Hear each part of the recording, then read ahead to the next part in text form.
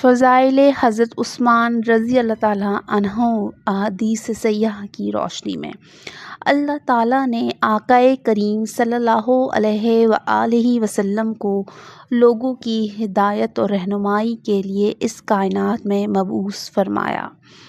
رسول کریم صلی اللہ علیہ وسلم نے اپنے رسالت کا فرض منصبی ادا کرتے ہوئے دعوت الہی کا آغاز کیا اور لوگوں کو اپنے معبود حقیقی کی طرف بلایا۔ بس جو بھی خوش نصیب اور سعادت مند آپ کی دعوت اور پکار پر لبیک کہتے ہوئے آپ کی صحبت اور رفاقت میں آتے گئے، وہ شرف صحابیت سے مشرف ہوتے گئے اور آپ کی نسبت اور صحبت کی وجہ سے دیگر مومنین سے مقامات اور مرتبے میں ممتاز ہوتے گئے۔ تاریخ ان خوش نصیبوں کو صحابہ کے نام سے یاد کرتی ہے۔ ان صحابہ کرام رضی اللہ تعالیٰ عنہ نے آقا کریم صلی اللہ علیہ وسلم کے دین حق کی خاطر جان و مال، جائیداد و وطن کی قربانیاں پیش کی اور سفر و حضر میں دن رات آپ کے ساتھ ثابت قدم رہے۔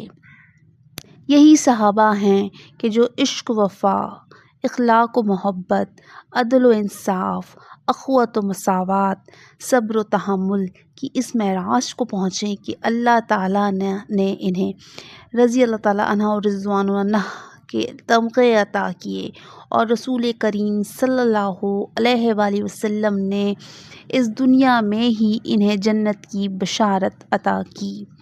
انہوں نے عشق و وفا اور اخلاص محبت کی ایسی داستانیں رقم کیں کہ انہیں آقا کریم صلی اللہ علیہ وآلہ وسلم نے امامت و ہدایت کی سند ادا کی اور فرمایا، میرے صحابہ ستاروں کی مثل ہیں، جو ان کی اقتدا کرے گا وہ نہایت ہدایت پا جائے گا۔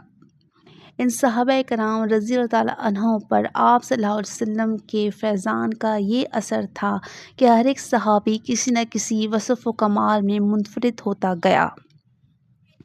کوئی صداقت میں یکتا نظر آتا ہے تو کوئی عدالت کا علم بردار ہے، کوئی ثقافت میں اپنا ثانی نہیں رکھتا تو کوئی شجاعت میں بے مثال ہے۔ انہی جاں نثار و فشوار صحابہ میں سے سخاوت میں بے مثال، شرم و حیا کے پیکر داماد رسول صلی اللہ علیہ وآلہ وسلم، غنی اور ذو النورین جیسے القابات سے نواز دیے جانے والے جامع قرآن خلیفہ ثالث حضرت عثمان غنی رضی اللہ تعالیٰ عنہ کی ذات مبارکہ بھی ہے، جنہیں اللہ تعالیٰ نے ایسے منفرد اعزازات و انعامات سے نوازا ہے جو کسی اور کے حصے میں نہیں آئے۔ رسول اکرم صلی اللہ علیہ وسلم کی دو صاحبزادیاں یک کے بعد دیگر آپ رضی اللہ تعالیٰ عنہ کے نکاح میں آنے کی وجہ سے ذو النورین کے لقب سے نوازے گئے۔ اسی شرف کو اعلیٰ حضرت امام احمد رضا خان بریلوی ادبی پیرائے میں بیان کرتے ہوئے ارشاد فرماتے ہیں، نور کی سرکار سے پایا دوشالہ نور کا، نور کی سرکار سے پایا دوشالہ نور کا، ہو مبارک تم کو ذو النورین جوڑے نور کا۔ عشق و وفا کے پیکر نے عشق و وفا کی ایسی داستانیں رقم کیں کہ جن کی آج تک نظیر نہیں ملتی۔ یہی حضرت عثمان غنی رضی اللہ تعالیٰ عنہ ہیں کہ صلح حدیبیہ کے موقع پر آپ صلی اللہ علیہ وسلم کے حکم پر کفر کے گڑھ میں اپنے آپ کو بطور ایلچی پیش کر دیا اور ان کی شہادت کی افواہ پھیلنے پر آپ صلی اللہ علیہ وسلم نے ان کی خاطر اپنے تمام صحابہ کرام سے بیعت لی اور اپنے ہاتھ کو حضرت عثمان کے ہاتھ قرار دیا۔ یہی حضرت عثمان غنی رضی اللہ تعالیٰ عنہ ہیں جو کہ جنگ بدر کے موقع پر اپنی زوجہ محترمہ جو کہ بنت رسول تھیں، ان کی عیادت کی خاطر جب پیچھے رہ گئے تو پھر بھی مال و غنیمت میں سے حصہ و جہاد کے اجر کے مستحق قرار پائے۔ یہی عثمان غنی ہیں کہ جن سے فرشتے بھی حیا کرتے ہیں، اور یہی حضرت عثمان غنی رضی اللہ تعالیٰ عنہ کی ذات ہے کہ شہادت کے وقت قرآن سامنے ہوتا ہے اور خون کے قطرے قرآن پاک پر گرتے ہیں۔ آئیں ایسے وفا شعار دو سخا پیکر عشق و محبت کے کچھ فضائل احادیث صحیحہ کی روشنی میں جاننے کی کوشش کرتے ہیں۔ حضرت ابو موسیٰ اشعری رضی اللہ تعالیٰ بیان کرتے ہیں کہ حضور نبی کریم صلی اللہ علیہ وسلم ایسی جگہ بیٹھے تھے کہ جہاں پانی تھا اور ٹانگیں پانی میں ہونے کی باعث آپ صلی اللہ علیہ وسلم کی دونوں گھٹنوں سے یا ایک گھٹنے سے کپڑا ہٹا ہوا تھا۔ بس جب حضرت عثمان رضی اللہ تعالیٰ عنہ آئے تو آپ نے اسے ڈھانپ لیا۔ حضرت عائشہ رضی اللہ تعالیٰ عنہ بیان کرتی ہیں کہ نبی کریم صلی اللہ علیہ وسلم میرے گھر میں بستر پر لیٹے ہوئے تھے، اسی عالم میں کہ آپ کی دونوں پنڈلیاں مبارک کچھ ظاہر ہو رہی تھیں۔ حضرت ابو بکر رضی اللہ تعالیٰ عنہ نے اجازت طلب کی تو آپ صلی اللہ علیہ وسلم نے اجازت دے دی اور آپ اسی طرح لیٹے رہے اور گفتگو فرماتے رہے۔ پھر حضرت عمر رضی اللہ تعالیٰ عنہ نے اجازت طلب کی تو آپ صلی اللہ علیہ وسلم نے اجازت دے دی اور آپ اسی طرح لیٹے رہے اور گفتگو فرماتے رہے۔ پھر حضرت عثمان رضی اللہ تعالیٰ عنہ نے اجازت طلب کی تو حضور نبی کریم صلی اللہ علیہ وآلہ وسلم اٹھ کر بیٹھ گئے اور اپنے کپڑے درست فرما لیے۔ محمد راوی لکھتے ہیں کہ میں یہ نہیں کہتا یہ ایک دن کا واقعہ ہے۔ حضرت عثمان آ کر باتیں کرتے، جب وہ چلے گئے تو حضرت عائشہ رضی اللہ تعالیٰ عنہا نے عرض کیا، یا رسول اللہ، حضرت ابو بکر آئے تو آپ صلی اللہ علیہ وسلم نے ان کا فکر و اہتمام نہیں کیا۔ حضرت عمر رضی اللہ تعالیٰ آئے تب بھی آپ صلی اللہ علیہ وسلم نے ان کا فکر و اہتمام نہیں کیا، اور جب حضرت عثمان رضی اللہ تعالیٰ آئے تو آپ اٹھ کر بیٹھ گئے اور اپنے کپڑے درست کر لیے۔ آپ صلی اللہ علیہ وسلم نے فرمایا، میں اس شخص سے کیسے حیا نہ کروں جس سے فرشتے بے حیا کرتے ہیں۔ حضرت عبداللہ بن عمر رضی اللہ تعالیٰ عنہ روایت کرتے ہیں کہ نبی کریم صلی اللہ علیہ وسلم نے فرمایا کہ میری امت میں سے سب سے زیادہ حیادار عثمان بن عفان ہیں۔ حضرت ابو موسیٰ اشعری رحمۃ اللہ علیہ بیان کرتے ہیں، ایک دن حضور نبی کریم صلی اللہ علیہ وسلم مدینہ منورہ کے ایک باغ میں تکیہ لگا کر بیٹھے ہوئے تھے اور ایک لکڑی جو آپ صلی اللہ علیہ وسلم کے پاس تھی اس کو پانی میں اور مٹی میں پھیر رہے تھے کہ اچانک ایک شخص نے دروازہ کھولنے کے لیے کہا۔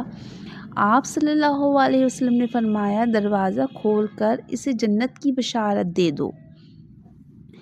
حضرت ابو موسیٰ اشعری نے کہا، آنے والے حضرت ابو بکر رضی اللہ تعالیٰ عنہ تھے۔ میں نے دروازہ کھول کر ان کو جنت کی بشارت دے دی۔ پھر ایک شخص نے دروازہ کھولنے کے لیے کہا۔ آپ صلی اللہ علیہ وآلہ وسلم نے فرمایا، دروازہ کھول کر اس کو بھی جنت کی بشارت دے دو۔ حضرت ابو موسیٰ اشعری کہتے ہیں، میں گیا تو وہ حضرت عمر رضی اللہ تعالیٰ عنہ تھے۔ میں نے دروازہ کھول کر ان کو جنت کی بشارت دے دی۔ پھر ایک اور شخص نے دروازہ کھولنے کے لیے کہا۔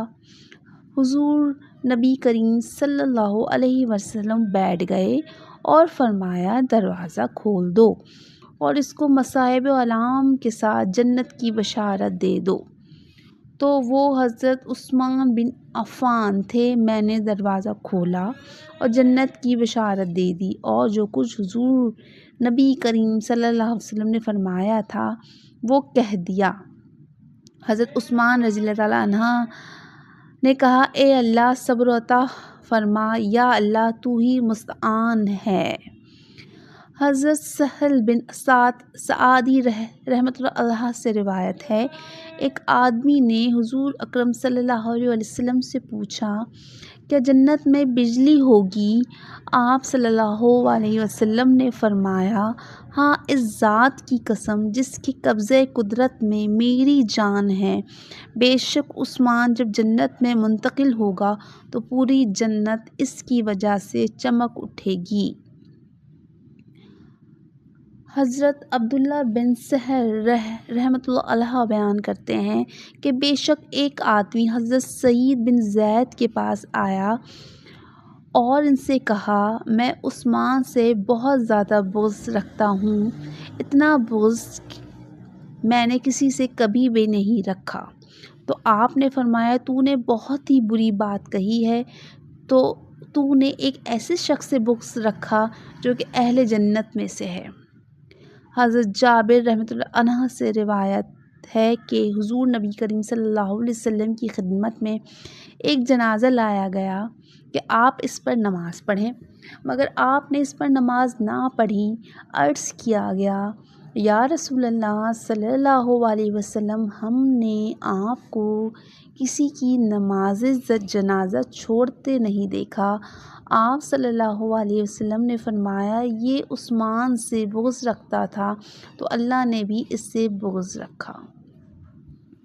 حضرت عبداللہ بن عمر رحمۃ اللہ علیہ بیان کرتے ہیں، بے شک حضور نبی کریم صلی اللہ علیہ وسلم بدر والے دن کھڑے ہوئے اور فرمایا، بے شک عثمان اللہ اور اس کے رسول صلی اللہ علیہ وسلم کے کام میں مصروف ہے، اور بے شک میں اس کی بات کرتا ہوں، اور حضور اکرم صلی اللہ علیہ وسلم نے مال غنیمت میں سے بھی آپ کا حصہ مقرر کیا، اور آپ کے علاوہ جو کوئی اس دن غائب تھا اس کے لیے حصہ مقرر نہیں کیا۔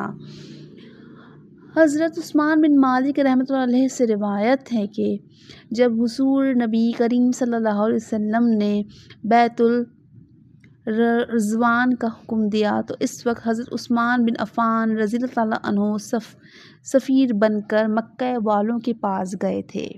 راوی کہتے ہیں کہ لوگوں نے آقا کریم صلی اللہ علیہ وسلم کے ہاتھ پر بیعت کی، پس حضور پاک صلی اللہ علیہ وسلم نے فرمایا، عثمان اللہ اور اس کے رسول کے کام میں مصروف ہے۔ یہ فرما کر آپ نے اپنا ایک ہاتھ دوسرے ہاتھ پر مارا، بس حضرت عثمان کے لیے حضور نبی کریم صلی اللہ علیہ وسلم کا دست مبارک لوگوں کے اپنے ہاتھوں سے کئی گنا اچھا تھا۔ حضرت عبد الرحمن بن سمرہ رحمۃ اللہ علیہ سے روایت ہے کہ حضرت عثمان بن عفان رحمۃ اللہ علیہ 1000 دینار لے کر آقا کریم صلی اللہ علیہ وسلم کی خدمت میں حاضر ہوئے۔ یہ اس وقت کا واقعہ ہے جب جشیش و عشرہ کی روانگی کا سامان ہو رہا تھا۔ آپ نے اس رقم کو آقا کریم صلی اللہ علیہ وسلم کی گود میں ڈال دیا۔ حضرت عبداللہ رحمان فرماتے ہیں کہ اس وقت حضور نبی کریم صلی اللہ علیہ وسلم کو دیکھا، ان دیناروں کو اپنی گود میں دست مبارک سے الٹ پلٹ رہے تھے اور فرما رہے تھے، عثمان آج کے بعد جو کچھ بھی کرے گا اسے کوئی بھی عمل نقصان نہیں پہنچائے گا۔ آپ نے یہ جملہ 2 بار ارشاد فرمایا۔ حضرت انس رحمۃ اللہ علیہ فرماتے ہیں کہ نبی کریم صلی اللہ علیہ وسلم کوہ احد پر تشریف لے گئے۔ آپ صلی اللہ علیہ وسلم کے ساتھ حضرت ابو بکر رضی اللہ تعالیٰ عنہ، حضرت عمر اور حضرت عثمان رضی اللہ تعالیٰ عنہ تھے۔ تو اسے وجد آ گیا، وہ خوشی سے جھومنے لگا، پس آپ صلی اللہ علیہ وسلم نے اسے قدمِ مبارک سے ٹھوکر بھی لگائی اور فرمایا، تجھ پر ایک نبی، ایک صدیق اور 2 شہیدوں کے سوا کوئی نہیں ہے۔ حضرت کعب بن عجرہ رحمۃ اللہ عنہ بیان کرتے ہیں کہ حضور نبی کریم صلی اللہ علیہ وسلم نے فتنہ کا ذکر فرمایا اور اس کے قریب اور شدید ہونے کو بیان کیا۔ راوی کہتے ہیں کہ پھر وہاں سے ایک آدمی گزرا جس نے چادر میں اپنے سر اور چہرے کو ڈھانپا ہوا تھا۔ اس کو دیکھ کے آپ صلی اللہ علیہ وسلم نے فرمایا اس دن یہ شخص حق پر ہوگا۔ بس میں تیزی سے اس کی طرف گیا اور میں نے اس کو اس کی کلائی کے درمیان سے پکڑ لیا۔ بس میں نے عرض کیا یہ ہے وہ شخص یا رسول اللہ جس کے بارے میں آپ صلی اللہ علیہ وسلم نے فرمایا کہ زمانہ فتنہ میں یہ حق پر ہوگا۔ آپ صلی اللہ علیہ وسلم نے فرمایا ہاں، بس وہ عثمان بن عفان رضی اللہ تعالیٰ عنہ تھے۔ حضرت عبداللہ بن عمر رضی اللہ تعالیٰ عنہ بیان کرتے ہیں کہ حضرت عثمان رضی اللہ تعالیٰ عنہ جنگ بدر میں حاضر نہ ہوئے تھے۔ اس کی وجہ یہ تھی کہ آپ رضی اللہ تعالیٰ عنہ کے عقد میں حضور نبی کریم صلی اللہ علیہ وسلم کی صاحبزادی تھی اور وہ اس وقت بیمار تھی۔ آقا کریم صلی اللہ علیہ وسلم نے ارشاد فرمایا اے عثمان، بے شک تیرے لیے ہر اس آدمی کے برابر اجر اور اس کے برابر مال غنیمت کا حصہ ہے جو جنگ بدر میں شریک ہوا ہے۔